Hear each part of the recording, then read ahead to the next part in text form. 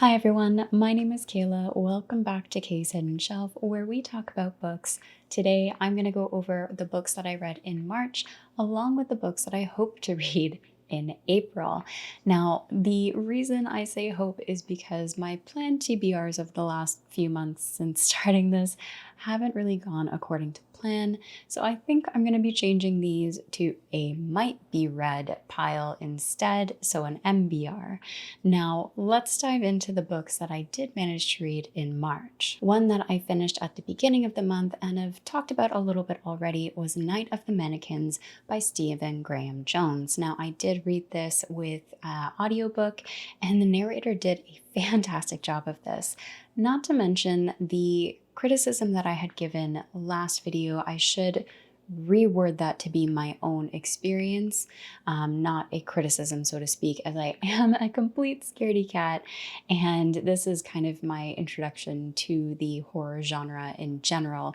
So I was just panicky and freaking out and a scaredy cat throughout reading it, but it was really well done. The writing style was really good, and the concept of the story was really interesting. I actually want to go back and reread it.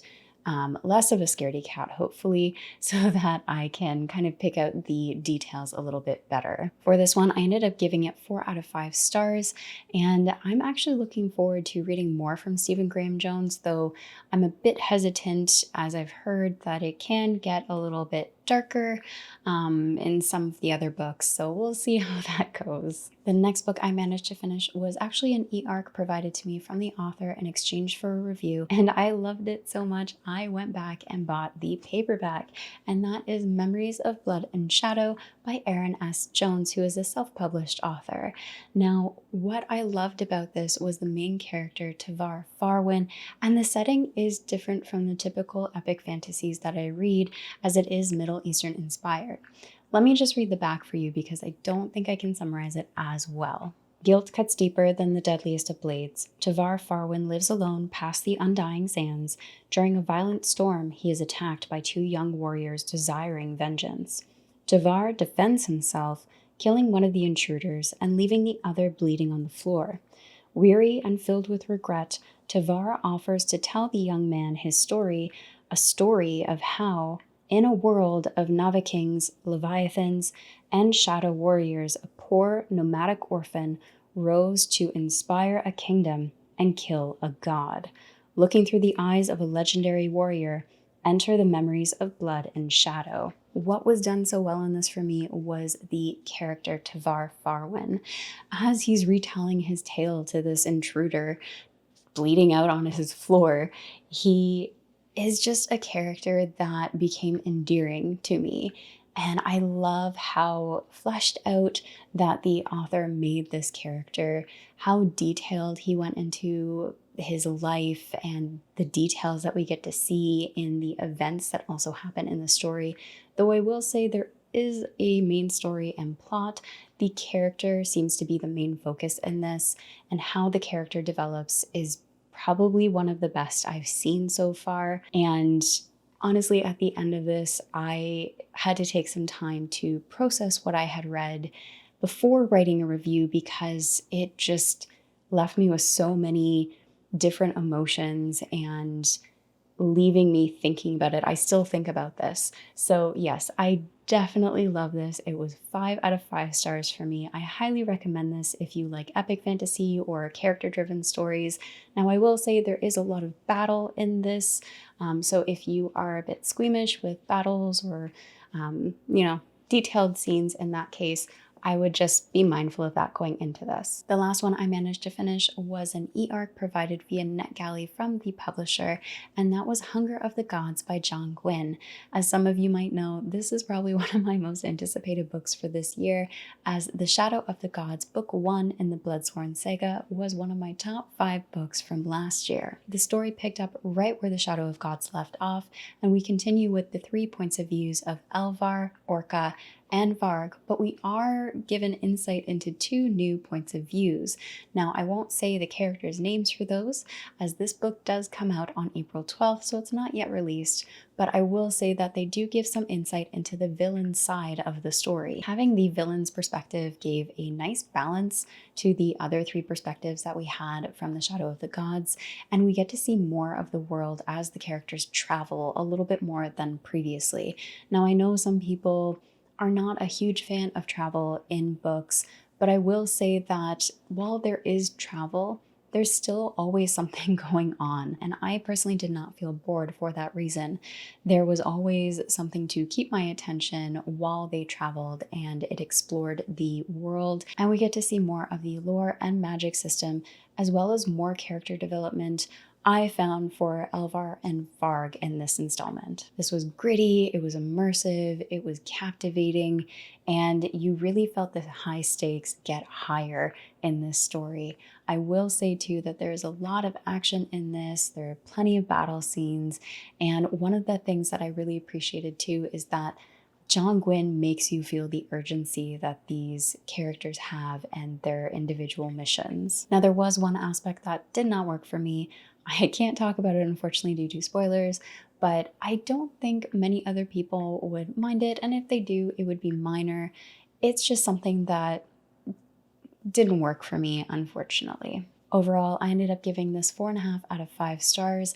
I really enjoyed getting back to the world, the grittiness of it, and just the adventure that happens between all of our characters. While I didn't give it the same rating as The Shadow of the Gods, it still holds up really well to the first one. I also managed to fit in 2 short stories from Flannery O'Connor, and the 2 that I read, they were not as impactful as some of her other ones in this, but they were still thought-provoking in a way. So one was a girl and her perspective while her 2 cousins come to visit. And the girl is younger, her cousins are a couple years older, and it's just their interactions while the cousins are staying with her and her mother. And I mean, the little girl was a bit annoying, I won't lie, but it does give you some insight to a child that age, which I believe was around 10 or 12 maybe. So it was interesting to see that perspective. The other short story was a tale of a grandfather and his grandson and their relationship while they go out to visit the big city of Atlanta. And this one was more interesting to me, though, like I said, it just wasn't as impactful.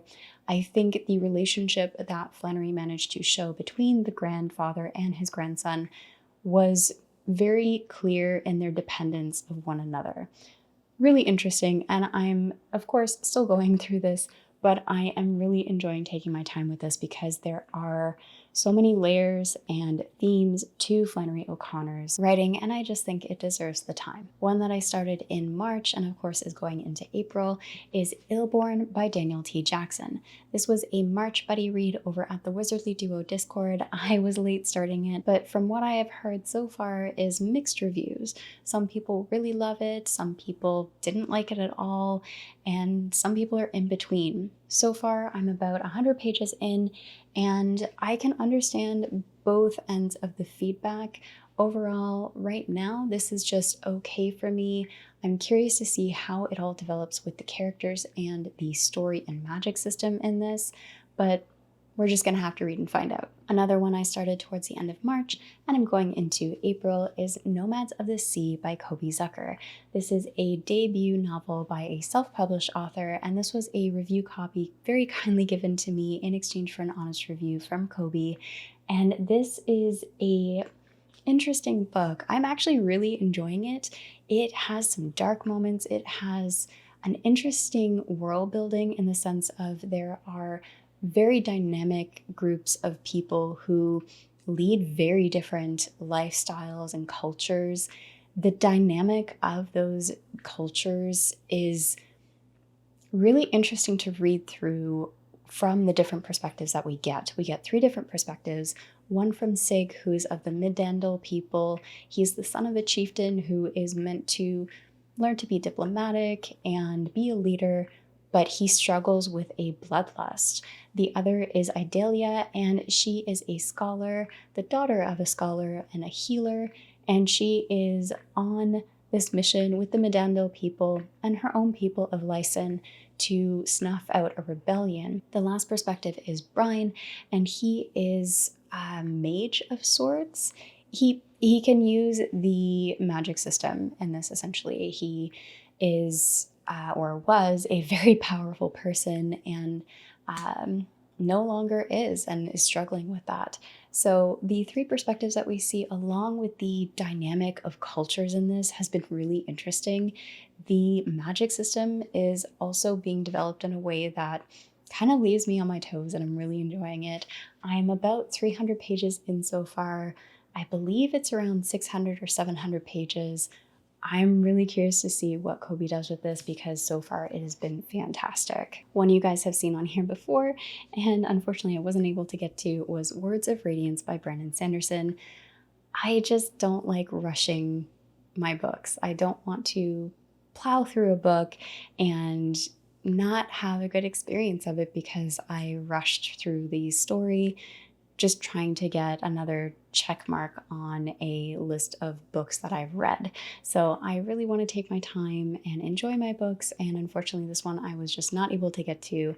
I hope I can start it this month, as I'm really excited to continue into the Stormlight Archives. Another book I hope to read this month is Hag of the Hills by J.T.T. Ryder, and this actually released on March 1st. This is a self-published book as well, and it sounded interesting to me. The thing that kind of sold me here was not just the premise of the story, but the fact that the author is actually a trained archaeologist and uses his knowledge to help build the world setting and story. The premise for this is essentially Brennus is a farmer. He's always wanted to be a warrior, and unfortunately his life just never provided that opportunity. One day the hillmen come through and slaughter his family and his entire clan, after which he seeks to avenge them. So this is, from what I understand, his tale of seeking vengeance for his family and his people. This is book one in the Bronze Sword cycle duology, set in around 200 BC on the Isle of Skye, and is supposed to have some Celtic mythology inspiration to it. So I'm really looking forward to seeing what it's about. I'm also a little grateful that it is a shorter page count, as I've been reading some chunky books lately. Another book I am hoping to get to this month is a carryover from last month, and that is Michael S. Jackson's Ringlander. I unfortunately was not able to fit it in, but I'm hoping to get to it this month, with it being a shorter page count, around 400 pages I think it was.